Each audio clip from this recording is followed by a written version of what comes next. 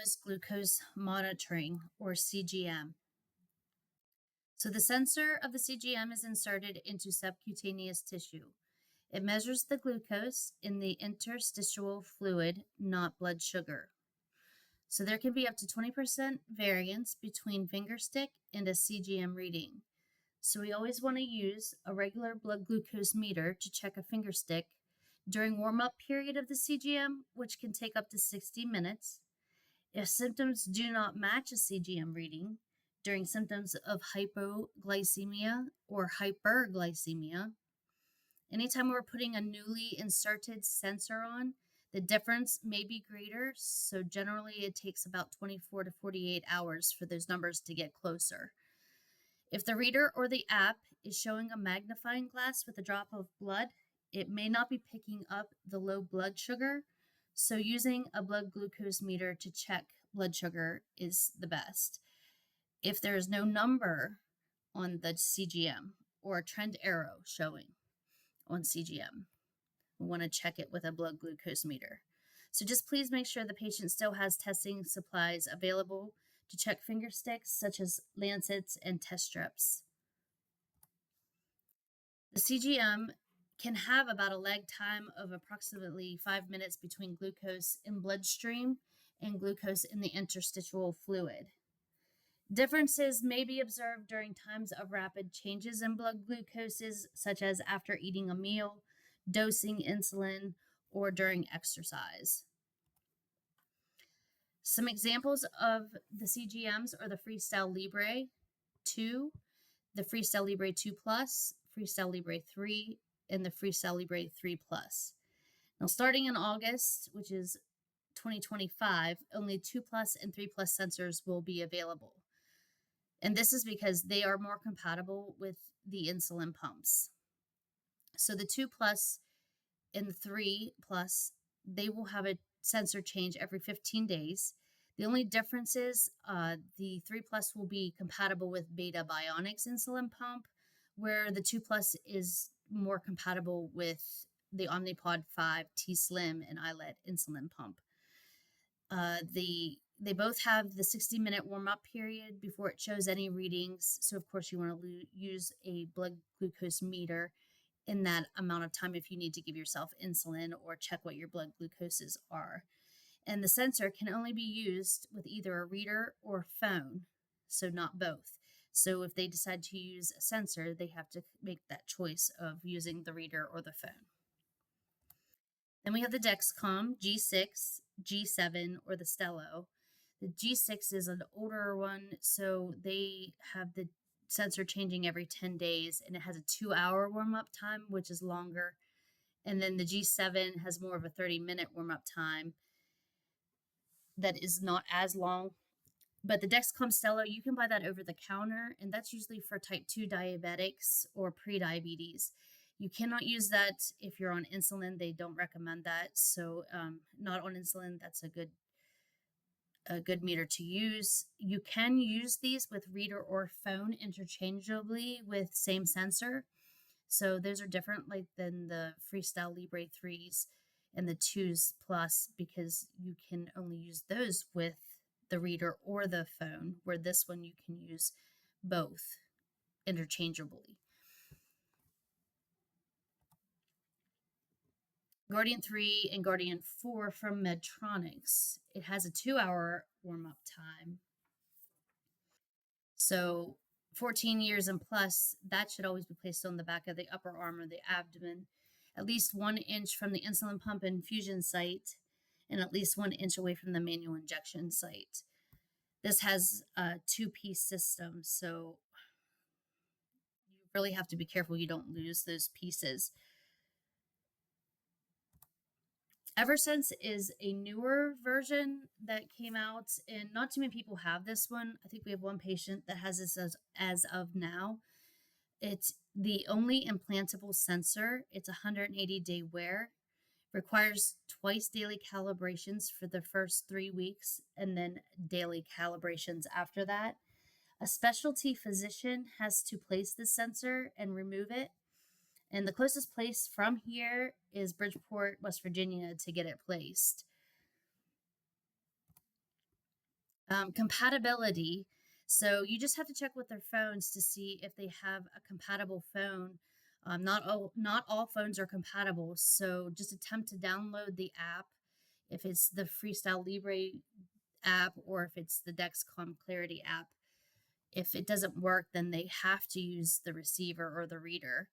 Medicare will only cover one reader, though, for every 5 years. So, unfortunately, if they do lose a reader and it's only been 2 years, then they'll have to pay for that out of pocket. Insurances that cover Medicare must be getting at least one injection of insulin a day. So, unfortunately, if you're getting Ozempic, it's only once a week, it's not going to cover. So, they should be getting at least a long acting insulin once a day to be able to cover for Medicare. And of course, Medicare, you need to go through a DME company, which would be Adapt Health, Advanced Diabetes, or Byram. Commercial insurance, you can send that through any kind of pharmacy that they would like of their choice.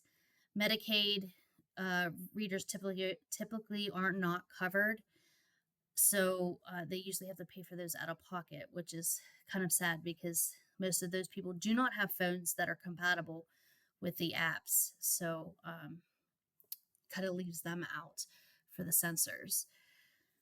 But the Medicare will pay, like I said, for the readers, but one reader for every 5 years. And then the calibration for the CGMs, the Freestyle Libre 2 Plus and the 3 Plus that are just new coming out, they don't need to be calibrated since the sensor is factory calibrated. So they do that manually, and there is no calibration with those. The Dexcom 6, though, you do have to, that's an older one, you have to calibrate that. So they want you to use the system of the CGM by entering a finger stick blood glucose values. So taking a finger stick and then checking your finger stick, opening the Dexcom app receiver, and entering the value when it tells you to.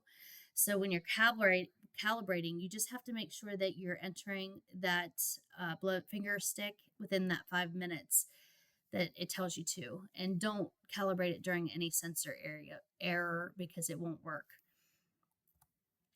The calibrate of the Dexcom 7 is a little bit more different because it has it with an app or with a receiver. Of course, just following the directions is more the key with the app. Just opening the Dexcom app and then tapping the plus in the top right corner. You're going to select blood glucose under the add event, select use as calibration under entry type, and then enter in your blood glucose meter value within that 5 minutes that you stick your finger. So that way it can calibrate it. And then with the receiver, you're going to go to the menu on the receiver and select event, select blood glucose, log the blood glucose, use as calibrations, and then just follow the on-screen instructions to do the rest. Calibrating the Eversense is a little bit more tricky with that because during the initial 21 days, the Eversense requires 2 times daily calibrations. After a 24-hour warm-up, it'll have you calibrate it. So using a contour next meter, which is a special meter that you have to use for it, you enter the finger stick value into the app, and then it'll then alert you to when the next one is due, usually 12 hours after that. Then after the 21-day phase, it may ask you for a calibration maybe 1 or 2 times a day. It really is just based on sensor performance and glucose levels, and it alerts you when it needs calculated again. So only one person has this as of now, so it's not really popular as of yet. Placement for these CGMs can be a little bit different. So the Freestyle is best placed on the back of the upper arm. It should be applied to a flat area of the skin that's free of hair, moles, scars, stretch marks, or tattoos.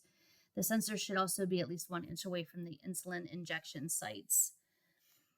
Another thing with the Dexcom G6, you can place a sensor on your abdomen where you can't with the Freestyle. So upper buttocks or back of the upper arm is a place for this. The back of the upper arm is for patients age 2 though and older. And the upper buttocks can be used for patients ages 2 to 17. Don't really recommend that for the older generation from 17 and up for the upper buttocks. The G7 can be placed on the back of the upper arm or the upper buttocks. That's for ages 2 to 6. The Dexcom Stelo, which is over the counter, they just want that placed on the back of the upper arm. I don't think that that's recommended for anywhere else. So if you are wearing a pump, an insulin pump, it should be on the same side of the body as the pump infusion set with the placement. And then another thing to kind of look out for with these, like the Freestyle, for example, when you're putting placement on these, if you're wearing the sensor, always ask them when you first place it on, like what side do you sleep on? Because the compression of where they sleep on, if they sleep on the side of where you put the sensor, sometimes it'll give it a compression low that it can occur if the patient is laying on the sensor. So it's a false low is what it is. So placement is kind of a factor. So I usually try to put it on the other side of their arm if they're not sleeping on that side. And then especially like on some of the Dexcoms that you can put on the abdomen, just make sure you're not putting it on a place where they have a belt or somewhere where there's tight clothing that would restrict the sensor so that they wouldn't get a false low of some sort. So to connect to our practice, we get reports remotely from their phone app to our practice that we can pull up at any time. So we're able to give those to the physicians and they can change things through insulin or through if we need to start them on a med. So for the Freestyle, we go to the Libre View and we hit their Connect apps in practice, and our code on there is MLMC 1027. And if you put that in there, you just got to make sure you hit the connect so it connects us to the practice. And then it will send us an email stating, that the patient is now connected. Dexcom, same way, it does a Dexcom Clarity app. And then we just tap that on the profile and put the MLMC 1027 on there. That will connect us and the patient so that we can pull up their reports. And then the reports will look somewhat like this. The Freestyle Libre report will look like this with the graphs, and then it gives us this little report of time and range. So it gives us an overall look at blood glucose levels before, during, and an hour or so after meals. We look at target and range to see how much of their day is spent with the blood glucose in the target goal of between 70 and 180, because that's where we want them to be. So most of the time in their target, we want them to be 100%, but sometimes they are not. We look for how high the blood glucose levels spike after meals and snacks and how long it takes to return them to normal. Same way with the Dexcom Clarity report, it tells us the same things. So we can see what blood glucose levels are throughout the day and night. We can tell when they are going low, below target range, and potentially find out where we can help them fix the issue by eating maybe a small snack before bedtime to prevent the lows from happening in the middle of the night or the early mornings, because all they needed to eat was a small snack before they went to bed of a protein and a carb. So that way it was keeping them satisfied a little bit until morning when they were able to eat their breakfast. There are some interfering medications with CGMs. The Dexcom G6 and G7 have the acetaminophen with the Tylenol, which it takes a good bit of Tylenol to cause this falsely raised glucose. And I guess the Tylenol just has electrochemical signals that can give false readings of increased glucose. So it tells you that the blood sugar is high, but it's really not. And then it can cause some hypoglycemia afterwards.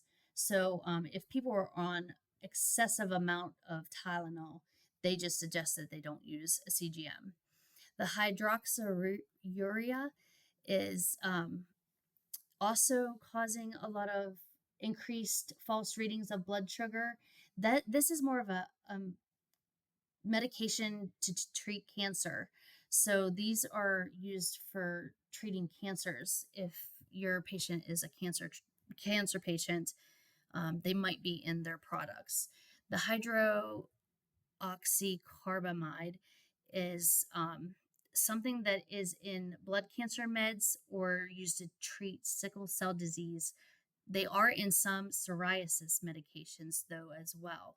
So you just gotta kind of watch to see if the patient is having a lot of high glucose readings, and maybe they check it with a finger stick, but it's not really reading high.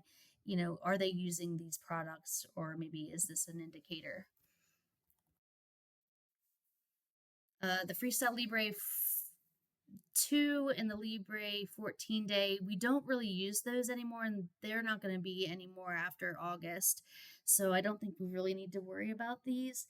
The salicylic acid, it has to be high levels, and I really just tell people, because these are found in lotions, face wash, body soaps, ointments, such as Cetaphil, Proactive, or Panoxyl.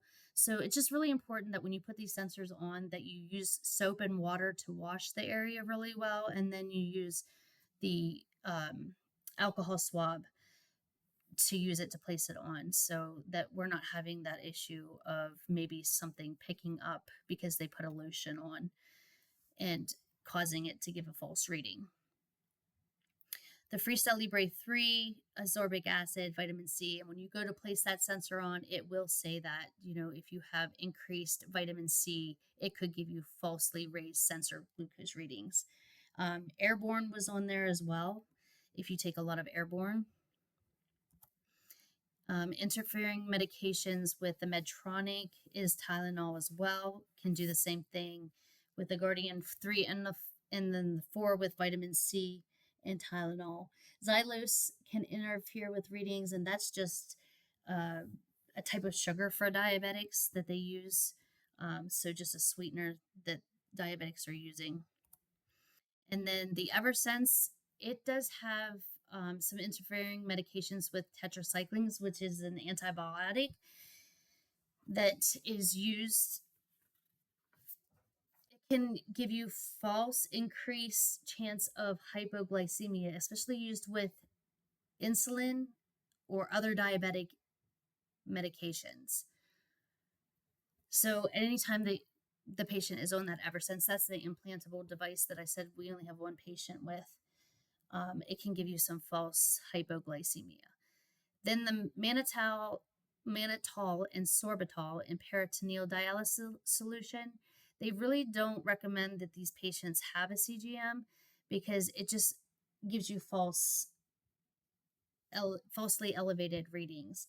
Dialysis patients experience wide variation in glucose levels and increased risks for hypoglycemia and hyperglycemia. It's just not recommended for these patients to use.